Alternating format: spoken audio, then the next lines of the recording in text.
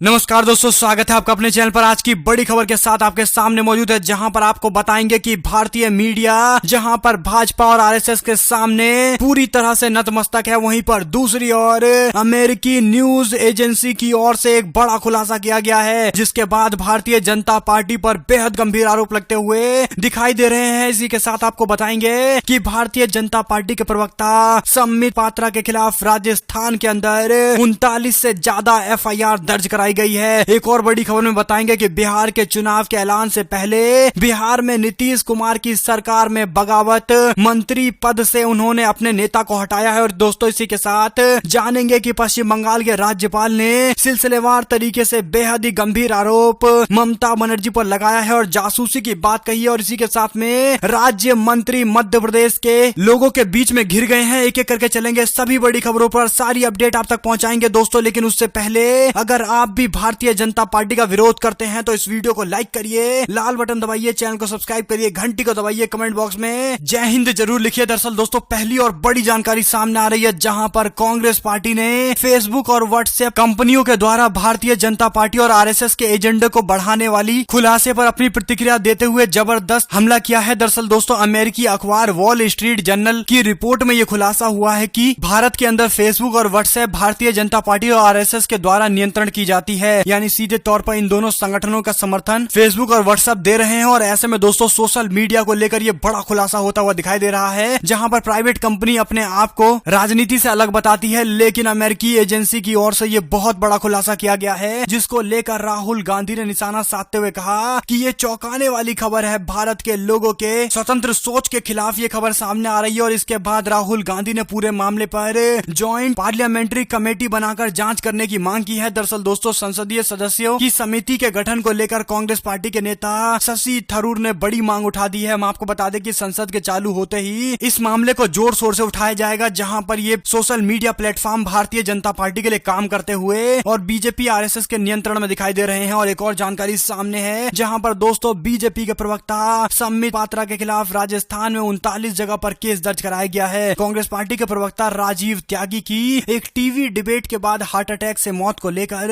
अब एक नया मामला तूल पकड़ता हुआ दिखाई दे रहा है। इसे लेकर राजस्थान में युवा कांग्रेस पार्टी की ओर से संबित पात्रा पर अमर्यादित जातिगण और धार्मिक टिप्पणी करने के मामले को लेकर राजस्थान प्रदेश युवा कांग्रेस पार्टी के नेताओं ने गैर इरादतन हत्या का मामला दर्ज कराया है। बताया जा रहा है कि भाजपा के प्रवक्ता संबित पात्रा के खिलाफ 33 जिलों में 39 जगह पर एफआईआर दर्ज कराई गई है। हम आपको बता दें दोस्तों कि टीवी डिबेट पर आकर खुले तौर पर सांप्रदायिक बयान देने वाले बीजेपी के सांसद के नेता संबित पात्रा के खिलाफ ये बड़ी कार्रवाई की जा रही है, जिसको लेकर भारतीय जनता पार्टी बौखलाती हुई दिखाई दे रही है। अगर आप भी मानते हैं कि इस पूरे मामले को लेकर बड़ी जांच होनी चाहिए और जल्द से जल्द जो भी इस पर आरोपी है उसके खिलाफ सख्त से सख्त कार्रवाई होनी चाहिए, तो इस वीडियो को लाइक करके कमेंट बॉक्स में जरूर लिखकर बताइए। और एक और जानकारी है, जहां पर दोस्तों बिहार के चुनाव आने से पहले नीतीश कुमार की पार्टी में बड़ी बगावत की खबर सामने आई है। बिहार सरकार में मंत्री श्याम रजक को जेडीयू ने अपनी पार्टी से बाहर का रास्ता दिखाया है। हम आपको बता दें कि जेडीयू ने बाहर का रास्ता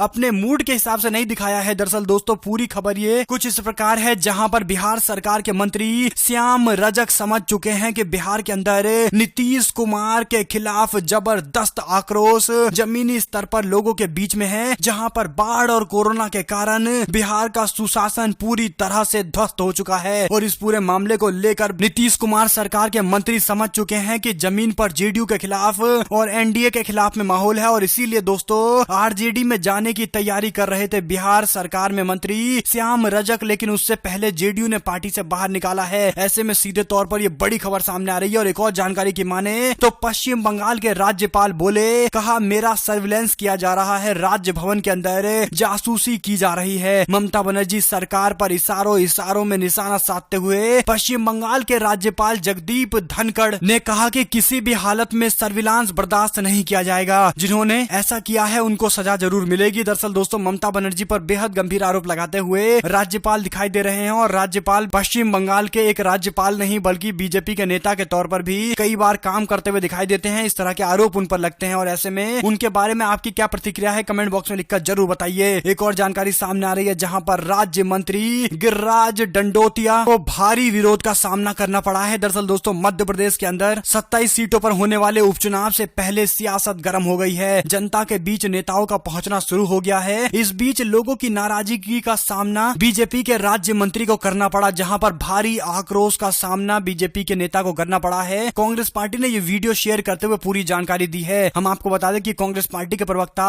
सैयद जफर ने यह वीडियो शेयर करते हुए लिखा कि राज्य मंत्री डंडोतिया का विरोध हुआ है। दिमनी विधानसभा क्षेत्र के ग्राम पंचायत दतहरा में आज मध्य प्रदेश शासन के कृषि राज्य मंत्री गिरिराज डंडोतिया का भारी विरोध हुआ है। आक्रोशित ग्रामीणों ने राज्य मंत्री गिरिराज डंडोतिया ने धमकी भरे लहजे में कहा कि मैं तुम्हें झूठे केस में फंसा दूंगा, मैं राज्य मंत्री हूं मध्य प्रदेश शासन में। जिसके बाद ये वीडियो सोशल मीडिया पर काफी वायरल हो रहा है और मंत्री जी के बयान को लेकर लोगों में काफी ज्यादा नाराजगी है। एक और जानकारी की माने तो बिहार के अंदर वर्चुअल रैली के विरोध में आरजेडी पासवान की एलजेपी को भी ऐतराज है। दरअसल दोस्तों बिहार के अंदर जिस तरह के भयावह स्थिति बाढ़ और कोरोना की वजह से है, उसके बावजूद चुनाव कराने को लेकर कई सारे राजनीतिक पार्टियों ने इसका विरोध किया है। हालांकि आरजेडी, कांग्रेस पार्टी और महागठबंधन के अलग अलग पार्टियों ने एक साथ मिलकर कह दिया है कि बिहार के अंदर चुनाव कराने की जिम्मेदारी इलेक्शन कमीशन के पास है। हालांकि महागठबंधन का मानना है कि अभी चुनाव नहीं होने चाहिए। जिस हिसाब से बिहार की हालत बहुत खराब है, ऐसे में बिहार चुनाव नहीं कराना चाहिए। लेकिन दूसरी ओर महागठबंधन ने यह भी स्पष्ट कर दिया है कि अगर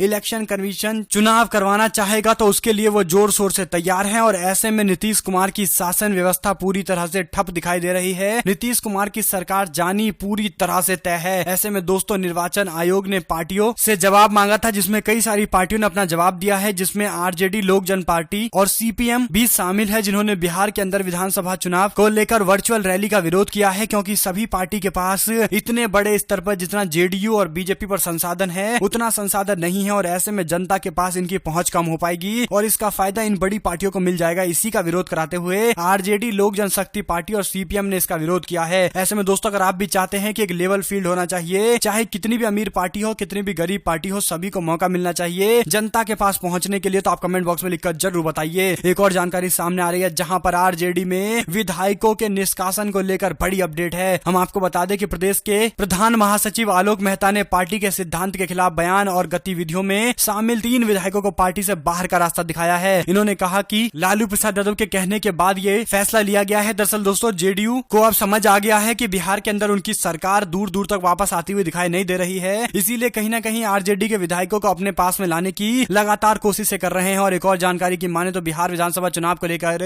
कांग्रेस पार्टी ने अपनी मजबूत सीटों की पहचान को लेकर टीम बनाई है, जो कांग्रेस पार्टी के मजबूत सीटों का पूरा आकलन करेगी। उसके बाद आरजेडी से सीट बंटवारे के साथ ही चुनावी मैदान में उतरा जाएगा। हम आपको बता दें कि कांग्रेस पार्टी को 50 से लेकर 55 सीटें मिल सकती हैं। और एक और जानकारी सामने है, जहां पर शाहीन बाग में नागरिकता संशोधन कानून के खिलाफ प्रदर्शन करने वाले शहजाद अली भारतीय जनता पार्टी में शामिल हो गए हैं। दरअसल दोस्तों दिल्ली के शाहीन बाग में सामाजिक कार्यकर्ता और सीएए के खिलाफ भाजपा सरकार का विरोध करने वाले शहजाद अली रविवार को दिल्ली भाजपा के अध्यक्ष आदेश गुप्ता और पार्टी के नेता श्याम जाजू की मौजूदगी में भारतीय जनता पार्टी में शामिल हो गए। भाजपा में शामिल होने के बाद शहजाद अली ने कहा कि मैं भाजपा में शामिल हुआ हूं ताकि हमारे समुदाय में शामिल उन लोगों को गलत साबित किया जा सके जो सोचते हैं कि भाजपा हमारी दुश्मन है। ऐसे में दोस्तों सीएए के मामले को लेकर, शाहीन बाग के मामले को लेकर कई सारी खबरें पैरेलल चलाई जा रही थी और बताया जा रहा था कि वहां पर किस तरह से देश विरोधी गतिविधियां हो रही हैं। यानी ऐसे में अब जब शाहीन बाग के सामाजिक कार्यकर्ता बीजेपी में शामिल हो गए हैं, उसके बाद अब ये गंभीर सवाल एक बार फिर से उठने चाहिए कि आखिर शाहीन बाग को भारतीय जनता पार्टी ने चुनाव में मुद्दा क्यों बनाया और शायद ये बीजेपी को फायदा पहुंचाने के लिए ही क्या आयोजन किया गया था। इस तरह के गंभीर सवाल खड़े हो रहे हैं क्योंकि जेन्युइन प्रोटेस्ट भी चल रहे थे, लेकिन इसके पैरेलल में जिस तरह का नैरेटिव खड़ा किया जा रहा था उसको लेकर भी अब संदेह का भाव आने लगा है। और ऐसे में दोस्तों आपकी क्या प्रतिक्रिया है, कमेंट बॉक्स में लिखकर जरूर बताइए। एक और जानकारी सामने आ रही है, जहां पर झारखंड के सीएम ने बीसीसीआई से मांग की है कि रांची में हो महेंद्र सिंह धोनी का फेयरवेल, झारखंड करेगा उसकी मेजबानी। उन्होंने स्पष्ट कर दिया है कि पूरा झारखंड चाहता है कि महेंद्र सिंह धोनी झारखंड के अंदर, रांची के अंदर क्रिकेट में अपना अंतिम मैच, इंटरनेशनल मैच खेले और झारखंड उसका मेजबानी करे, पूरा विश्व देखे महेंद्र सिंह धोनी के अंतिम मैच को, इंटरनेशनल मैच को। एक और जानकारी की माने दोस्तों तो अखिलेश यादव ने एक बार फिर से भाजपा सरकार पर निशाना साधते हुए कहा कि सभी भगवान हमारे हैं, बीजेपी को तकलीफ क्या है। भारतीय जनता पार्टी के शासन काल के दौरान ठोको नीति के कारण प्रदेश के अंदर कानून व्यवस्था इतनी खराब पहुंच गई है। और एक और जानकारी की माने तो कांग्रेस पार्टी के निशाने पर फेसबुक, व्हाट्सएप और बीजेपी आरएसएस की मिली भगत है। और एक और जानकारी की माने तो यूपी के अंदर संजय सिंह पर एक FIR दर्ज हुआ है। दरअसल आम आदमी पार्टी के राज्यसभा के सांसद संजय सिंह पर सांप्रदायिक सौहार्द बिगाड़ने का आरोप लगाते हुए गोमती नगर में रिटायर्ड IAS SP सिंह के घर पर प्रेस कॉन्फ्रेंस करने के बाद FIR दर्ज की गई है। दरअसल संजय सिंह ने सरकार पर जबरन पार्टी दफ्तर खाली कराने का आरोप लगाया था। एक और जानकारी की माने दोस्तों तो शिवसेना का केंद्र सरकार पर हमला, कहा भाषणबाजी और प्रवचन से काम नहीं चलेगा, हमको रूस से सीख लेने की जरूरत है। रूस ने अपने आप को आत्मनिर्भर बनाया है। दुनिया के कई प्रतिबंध लगने के बाद भी रूस ने अपने आप को खड़ा किया है और भारत को रूस से सबक लेना चाहिए, प्रवचन नहीं देना चाहिए। दरअसल प्रधानमंत्री नरेंद्र मोदी लगातार मेक इन इंडिया, आत्मनिर्भर भारत की बात करते हैं, लेकिन एक भी नीति स्पष्ट नहीं है प्रधानमंत्री की और ये बता नहीं पा रहे कि भारत आत्मनिर्भर कैसे बनेगा। जैसे मेक इन इंडिया के नाम पर देश के अंदर आज भी चाइनीज सामानों का बोलबाला चल रहा है, वैसे ही शायद आत्मनिर्भर भारत का भी हाल होने वाला है, क्योंकि मोदी सरकार के पास ना तो कोई नीति है और ना ही नीयत दिखाई दे रही है। और एक और जानकारी की माने तो योगी सरकार में मंत्री चेतन चौहान का निधन कोरोना पॉजिटिव होने पर मेदांता अस्पताल में भर्ती कराए गए थे। दरअसल दोस्तों ये बड़ी अपडेट इसलिए भी है क्योंकि कोरोना को लेकर सरकार की जो नाकामी है ये इसका एक उदाहरण है, जहां पर योगी सरकार के मंत्री चेतन चौहान को भी कोरोना हो गया और बाद में जब उनको मेदांता अस्पताल में भर्ती कराया गया तो वहां पर उनकी मृत्यु हो गई है। ऐसे में अगर आप भी उनको श्रद्धांजलि देना चाहते हैं क्रिकेटर के तौर पर तो आप कमेंट बॉक्स में लिखकर जरूर बताइए, क्योंकि 1983 के वर्ल्ड कप जिताने में उनका भी बड़ा योगदान रहा है। ऐसे में दोस्तों योगी सरकार में कोरोना के मामले को लेकर आप 0 से लेकर 10 के बीच में कितना नंबर देना चाहेंगे योगी सरकार को कमेंट बॉक्स में लिखकर जरूर बताइए। और एक और जानकारी सामने आ रही है जहां पर संजय राउत ने यह भी कहा कि देश में केंद्रीय मंत्री पापड़ को कोरोना का कारगर इलाज बताते हैं और ऐसी गलतफहमियों की वजह से मोदी सरकार के आधा दर्जन मंत्री कोरोना का शिकार हो गए। कोरोना काल में रोजगार के मौके कम होने के बाद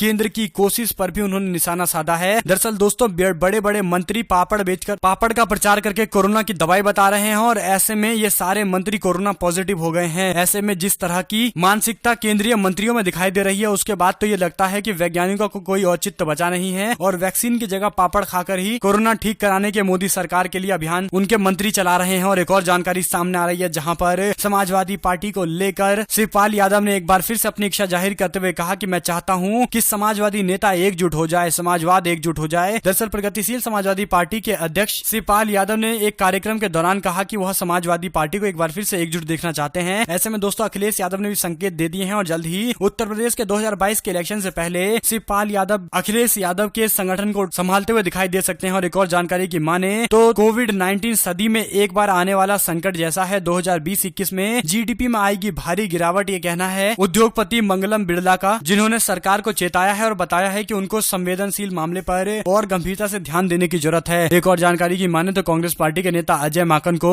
राजस्थान का प्रभारी महासचिव नियुक्त किया गया है, अविनाश पांडे की जगह लेंगे। और ऐसे में दोस्तों एक और जानकारी है जहां पर चीन के विस्तारवाद सोच को एक और झटका लगा। मलेशिया ने साउथ चाइना सी के अंदर ड्रैगन के दावे को खारिज कर दिया है। एक और अपडेट की माने दोस्तों तो उत्तर प्रदेश की कानून व्यवस्था को लेकर कांग्रेस पार्टी के नेता अजय कुमार का निशाना, कहा यूपी की कानून व्यवस्था स्वाहा होती जा रही है। लखीमपुर की घटना सदन में उठाएगी कांग्रेस पार्टी, बड़ा विरोध भी करेगी। ऐसे में आपको खबरें कैसी लगी वीडियो को लाइक करिए, लाल बटन दबाइए, चैनल को सब्सक्राइब करिए, घंटी को दबाइए, हमारे साथ लगातार बने रहिए। जुड़े रहने के लिए सभी दोस्तों का बहुत बहुत धन्यवाद। आप लोग देख रहे थे आपका अपना चैनल। जय हिंद, जय भारत, वंदे मातरम।